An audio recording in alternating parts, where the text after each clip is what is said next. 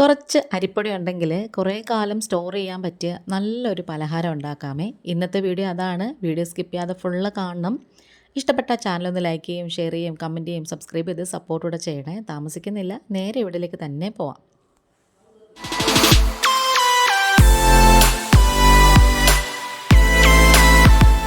ഇപ്പോൾ ഞാനിവിടെ 240 ml measuring കപ്പിൽ 1 കപ്പ് നമ്മുടെ പത്തിരിപ്പൊടിയില്ലേ, വറുത്ത അരിപ്പൊടി, ഇടിയപ്പവും പത്തിരിയൊക്കെ ഉണ്ടാക്കുന്ന ആ ഒരു പൊടി എടുത്തിട്ടുണ്ട്.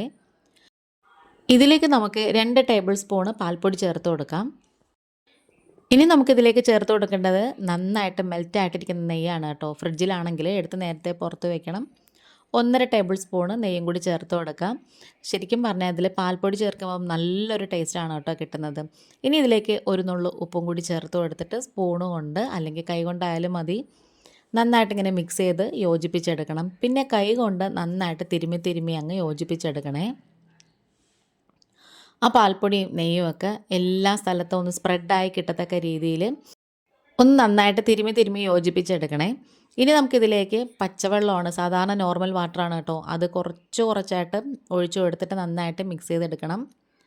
ഇത് നമ്മൾ ആദ്യമേ ഫുള്ള് വെള്ളം കൊണ്ട് ഒഴിച്ച് കഴിഞ്ഞാൽ ഇതങ്ങ് മാവ് ലൂസായി പോവും. നമുക്ക് ആ ഒരു കറക്റ്റ് പരുവം കിട്ടത്തില്ല.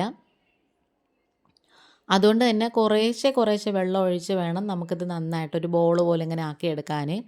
അത് നല്ല ഹാർഡായിട്ട് കുഴയ്ക്കാനും പാടില്ല, ഭയങ്കര സോഫ്റ്റായിട്ട് വേണം കേട്ടോ നമുക്കിത് കുഴയ്ക്കാൻ. ഇപ്പോൾ ദേ നമ്മുടെ ഈ ബോളൊക്കെ പാകമായിട്ട് വന്നിട്ടുണ്ട്, നമ്മൾ ഉരുട്ടിയ കൂട്ടൊക്കെ പാകമായിട്ട് വന്നിട്ടുണ്ട്. അത്രയ്ക്കും ഹാർഡും അല്ല, എന്നാൽ അത്രയ്ക്ക് സോഫ്റ്റും അല്ല, ആ ഒരു പരുവാണേ. ഇനി നമുക്കിത് ചെയ്യേണ്ടത് ഇതേപോലെ കുഞ്ഞു ബോൾസായിട്ട് നമുക്ക് ഉരുട്ടിയെടുക്കണം. ഇന്ന് റെസ്റ്റ് ചെയ്യാനായിട്ട് വെക്കണേ. നമ്മളിത് കുഴച്ചിട്ട് ഒരു 10 മിനിറ്റൊക്കെ അങ്ങ് മാറ്റി വെച്ചേക്കണം. അത് കഴിഞ്ഞിട്ട് വേണം നമുക്കിതേപോലെ കുഞ്ഞു ബോൾസായിട്ട് എടുക്കാൻ. അപ്പോൾ ഇതേ ഞാനിത് കുഞ്ഞായിട്ട് ചെറിയ നെല്ലിക്കയില്ല ആ ഒരു വലിപ്പത്തിൽ ഉരുട്ടിയൊക്കെ എടുത്തിട്ടുണ്ട് കേട്ടോ.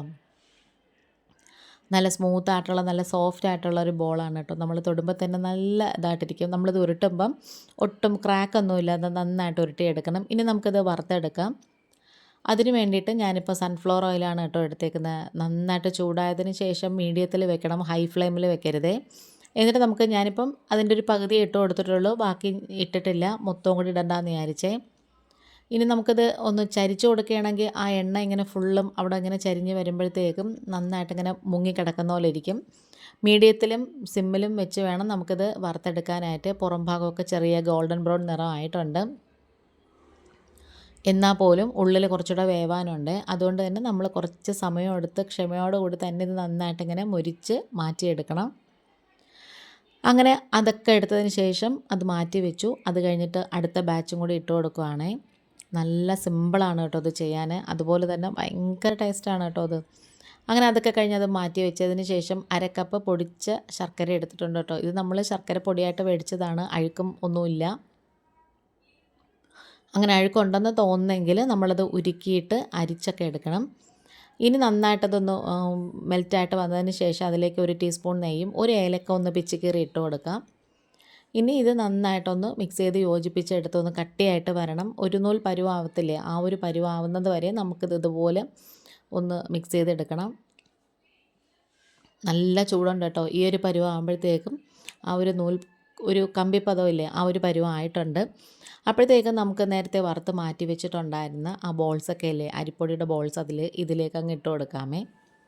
ഇപ്പോഴാണ് കേട്ടോ കറക്റ്റ് ആ ഒരു പരുവായത്. അപ്പോൾ ഇനി നമുക്കിതിലേക്ക് ചേർത്ത് കൊടുത്തിട്ട് നന്നായിട്ട് പുരട്ടി അങ്ങ് യോജിപ്പിച്ചെടുത്താൽ മതി. തണുത്തതിന് ശേഷം കുറച്ചുകൂടി കട്ടിയായിട്ട് വരെ. നല്ല ടേസ്റ്റാണ് കേട്ടോ ഈ ഒരു പലഹാരത്തിന്. അപ്പോൾ നമ്മുടെ വീഡിയോ വൈൻഡപ്പ് ചെയ്യാറായി. ഇഷ്ടപ്പെടുകയാണെന്നുണ്ടെങ്കിൽ ഒന്ന് സബ്സ്ക്രൈബ് ചെയ്ത് ഷെയർ ചെയ്ത് സപ്പോർട്ട് ചെയ്യണം. നിങ്ങളുടെ ഫ്രണ്ട്സ് ആൻഡ് ഫാമിലിക്കൊക്കെ ഒന്ന് ഷെയർ ചെയ്ത് കൊടുക്കണേ. ഇനി നമുക്കിത് നന്നായിട്ട് തണുത്തതിന് ശേഷം എടുത്ത് കഴിക്കാം കേട്ടോ. അപ്പോൾ ഇന്നത്തെ വീഡിയോ ഇത്രയേ ഉള്ളൂ. വേറൊരു വീഡിയോ ആയിട്ട് വേഗം തന്നെ വരാം. Thanks for watching.